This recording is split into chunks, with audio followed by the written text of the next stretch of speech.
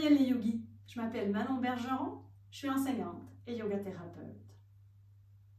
Aujourd'hui, on va parler d'adaptation des postures. Krishnamacharya, qui est un grand yogi qui a influencé grandement le yoga moderne, répétait souvent que c'est au yoga de s'adapter à la personne et non l'inverse. Et pour comprendre les possibilités d'adaptation de variantes, c'est bien de comprendre les fonctions de la posture. La différence fondamentale entre le yoga et d'autres formes d'exercice, comme par exemple la danse ou la gymnastique, c'est que les postures n'ont pas été faites pour être regardées de l'extérieur, aussi jolies et impressionnantes qu'elles puissent paraître. Les gens qui nous observent de l'extérieur quand on pratique ne voient pas le travail respiratoire qu'on fait. Ils ne voient pas le calme et la stabilité qu'on peut ressentir dans la posture. Ils se concentrent surtout sur notre flexibilité, sur la souplesse, sur le nombre de fois qu'on peut faire une posture, sur la quantité de postures qu'on peut faire, ou sur combien de temps on va rester sur la fameuse posture sur la tête. Alors que le plus important, c'est comment nous ressentons le souffle et la posture. Et pour pouvoir bien ressentir la posture et le souffle, il faut commencer à l'instant T, à l'instant où on est là maintenant, présentement, et respecter nos capacités, nos besoins, et selon nos intérêts aussi. Je vis dans un quotidien de femmes occidentales modernes, d'un certain âge. Je ne vais pas pratiquer le yoga de la même façon qu'un yogi en Inde il y a 500 ans, ou d'une jeune femme de 30 ans ici, ou d'un jeune de 16 ans. Il faut bien comprendre qu'une posture n'est pas figée dans une forme, encore moins sacrée. Vous savez, il n'y a pas de dogme en yoga. Non, je vais répéter ça encore une fois pour être bien comprise. Il n'y a pas de dogme en yoga. Le yoga vient de l'Inde. Il a été pratiqué depuis longtemps.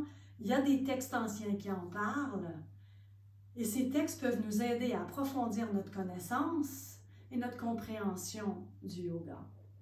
Et même si ça prend racine en Inde, le yoga, selon moi, doit être ancré au présent, ici dans notre monde dans lequel on vit, maintenant.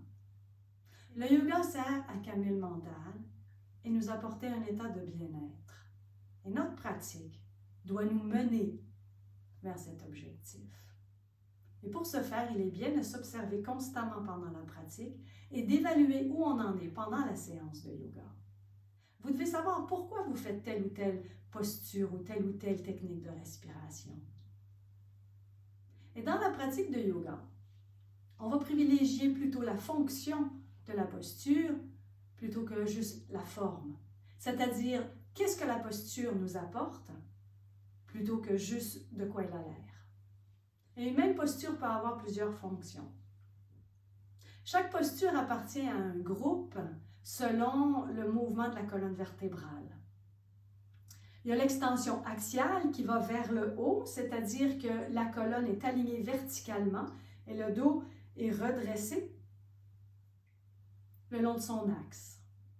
Ça décompresse la colonne et ça l'étire vers le haut. On crée ainsi de l'espace entre chaque vertèbre et plus d'amplitude respiratoire. Dans ce groupe, on va trouver la posture debout de Samastiti. On va trouver toutes les postures assises de méditation, comme celle-ci, ou en Vajrasana.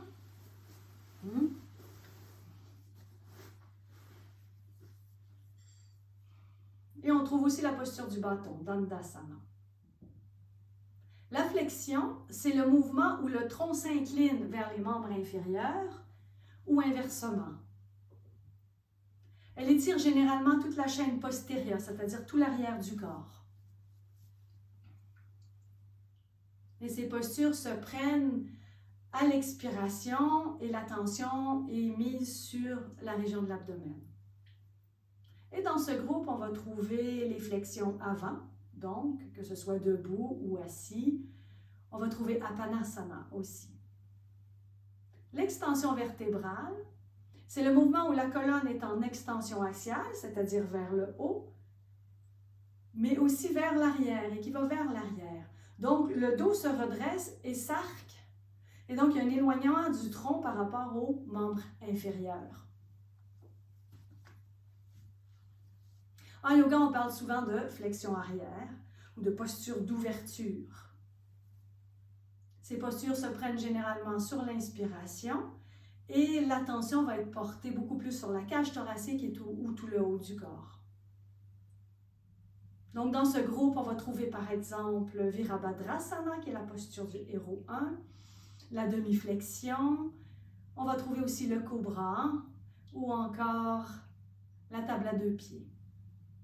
La flexion latérale, c'est un mouvement qui penche le corps vers la gauche ou vers la droite.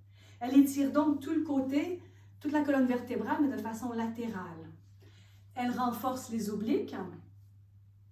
Elle augmente aussi la flexibilité de la colonne vertébrale et l'amplitude respiratoire. Elle favorise la respiration. Et dans ce groupe, on va retrouver le triangle, par exemple, qui est assez connu.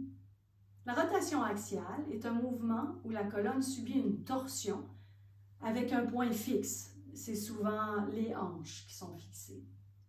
Les torsions permettent d'augmenter la flexibilité de la colonne et les mouvements de la colonne.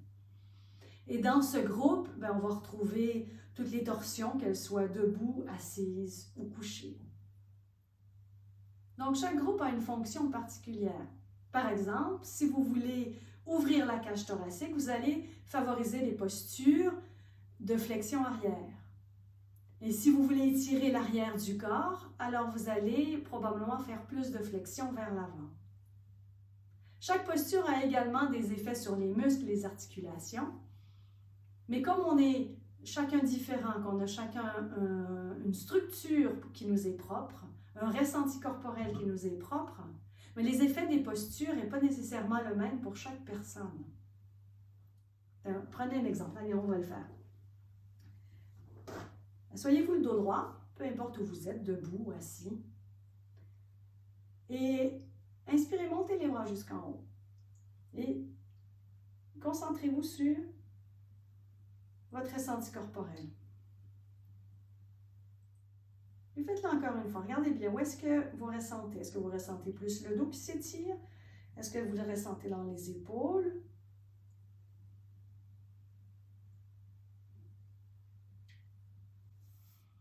Pour chacun de nous, ce sera probablement différent. Et la fonction d'une posture peut également être modifiée ou changée selon l'endroit où on la place dans la séance. Si elle sert de posture ou de contre-posture, donc de l'intensité qu'on peut lui donner. Ma pratique personnelle et les cours collectifs et privés que je donne suivent une séquence qui est réfléchie. Il y a une progression pendant la séance.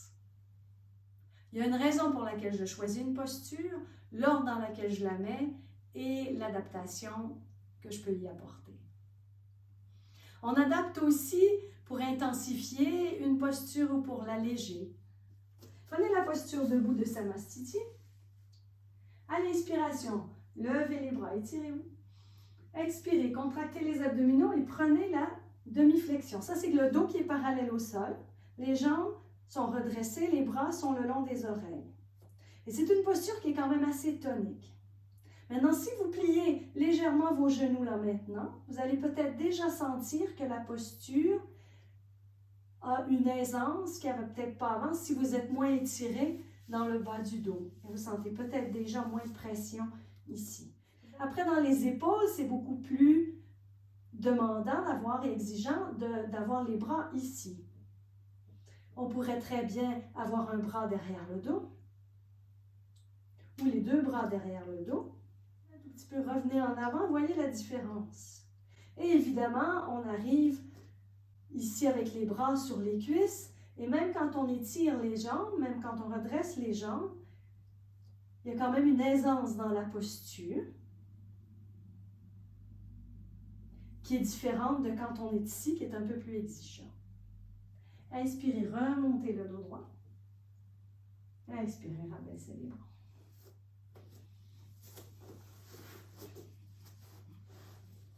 Personnellement, j'adapte aussi les postures avec des variantes de bras pour pouvoir tenir mes pratiquants un peu en éveil. Il y a des postures ou des enchaînements qu'on fait très régulièrement. Par exemple, je commence régulièrement mes cours en Tadasana. Et souvent en montant les bras par les côtés jusqu'en haut, montant les talons, et en descendant. Mais quand je vois qu'il commence à pratiquer un peu sur le pilote automatique, parce qu'on fait ça presque chaque semaine et régulièrement pour commencer les séances, puis à un moment donné, je vais leur dire de monter par en avant et de descendre seulement la moitié du bras ou de redescendre par en avant. Aux différentes variantes de bras pour que leur mental soit toujours en éveil sur ce qui se passe.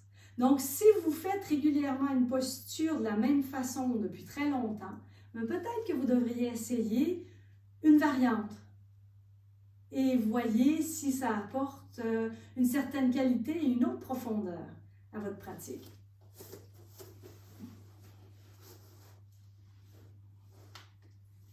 On peut aussi adapter les postures pour incarner une idée, pour favoriser un état d'esprit ou une intériorisation. Par exemple, on peut ouvrir les bras et mettre les mains sur la région du cœur. Et toujours revenir là pour nous connecter à quelque chose qui nous inspire.